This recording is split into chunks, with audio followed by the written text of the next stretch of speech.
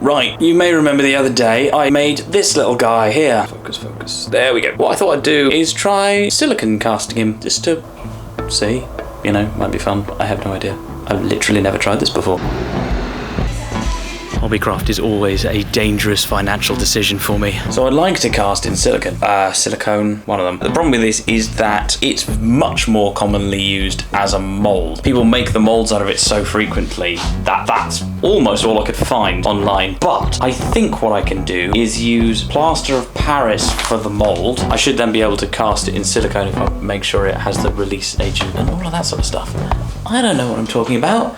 What makes you think I would? Right, it looks like the Plaster of Paris company saw me coming and just got incredibly detailed instructions of what to do here. They read like I would not be the first person that the instruction writer has seen doing this wrong. I have no idea how much I need, just enough to fill this.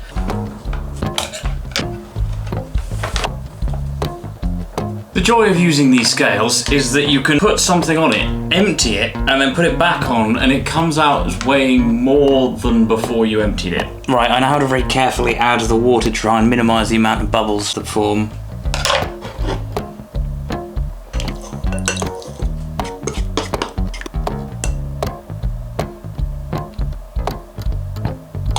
I have no idea if I'm doing this right.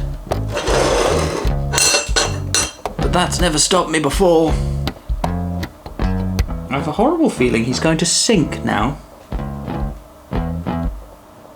Yeah, there he goes. No, you get.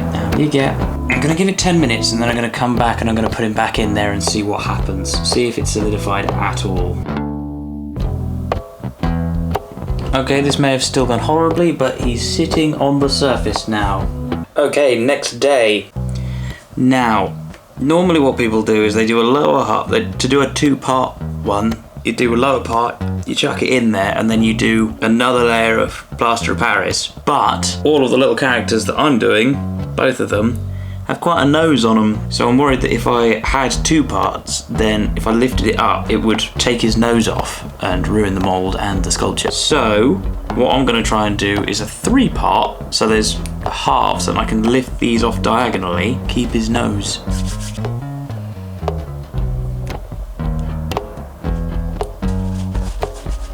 Right.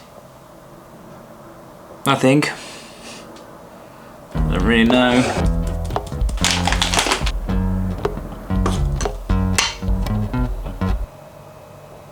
A few hours later. Okay. Right, let's see how this has gone. There you go. This is all actually working amazingly well. So now I'm going to do the last third. I've made it easier to get the soap in because I went and bought a brush because I went to Hobbycraft again. Shut up, I don't have a problem, you have a problem. So I can get on with that and then we can skip to the next day before the camera runs out again. Right, cool. Day whatever. I'm going to see how... yeah.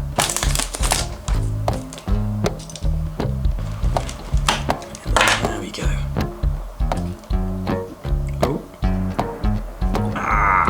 He's taken a little bit of it with him, sadly, so that'll affect the shape at the end. Okay, right, and then we got the silicone stuff, which I hope is the right thing. I need 20 times as much silicone as I need curing agent. Can you tell it's quite early in the morning by my standards? It's not very early in the morning at all. I'm just terrible at mornings nowadays. So I need to figure out how to get 20 times the amount of that as that. I only need very little of it for one guy. This is not going to work. And what is that supposed to mean? Does my chest explode? Do I become Iron Man? Well, okay then, let's try chucking this in the thing.